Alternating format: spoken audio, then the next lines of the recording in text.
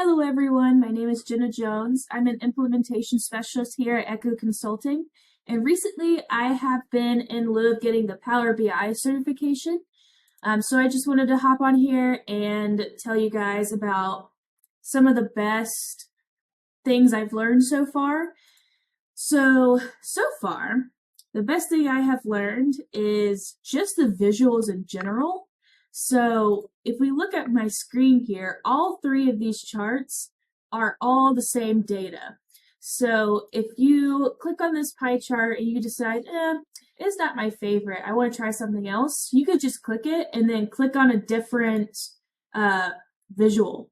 So for example, like this is the donut chart, you could go straight to a line chart.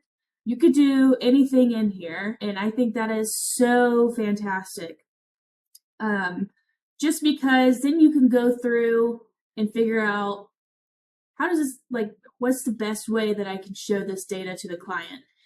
Another great thing that I've learned is, for example, I'm not sure if it'll apply to this data in particular, but if you click on something and you add it in, so it's not going to do it. And it says sum of, and whatever the field you just clicked on, what you can do is you can go to File and go to Options and Settings. Options. If it'll load, there it goes. Go to Report Settings under Current File, and then you'll uncheck this default summarizations field. So let's just say that I turn it on just so I could show you. So it'll say sum of size, sum of number. If you don't want that, once again, just go back in and change it. It makes things so much easier whenever you go in and you're trying to make the data almost perfect looking. So let me go in and uncheck this again. Something else that I've learned that I think is just fantastic.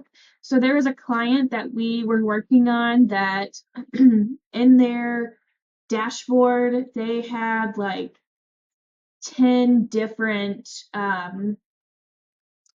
things on the x-axis or the y-axis. It was the x-axis.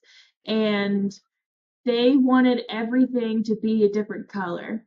And it was really frustrating to go in to format visual and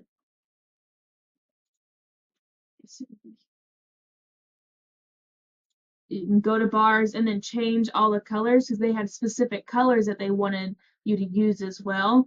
So I figured out that if you go to, go to View, click this drop down right here and do Customize Current Theme. You can select all your colors that you want, you can name it, and then you could save it for later. So let's apply. Oops. And then you can save current theme. So I'm just going to save this onto my desktop. And then if I want that same color scheme, you can do browse for themes, and then it's right here on your desktop or wherever you save it, and it'll import right in and it'll format itself. And I think that is so fantastic because it saves so much time overall.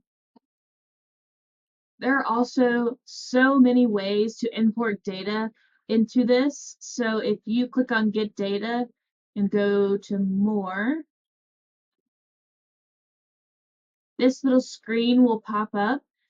There are so many ways to import it. Like, these are all ways. The main way that I import data is either through an Excel sheet or through Smartsheet because that's what we primarily use.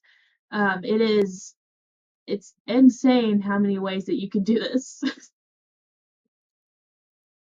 So those were a couple things that I've learned so far. Thank you for listening and have a good one.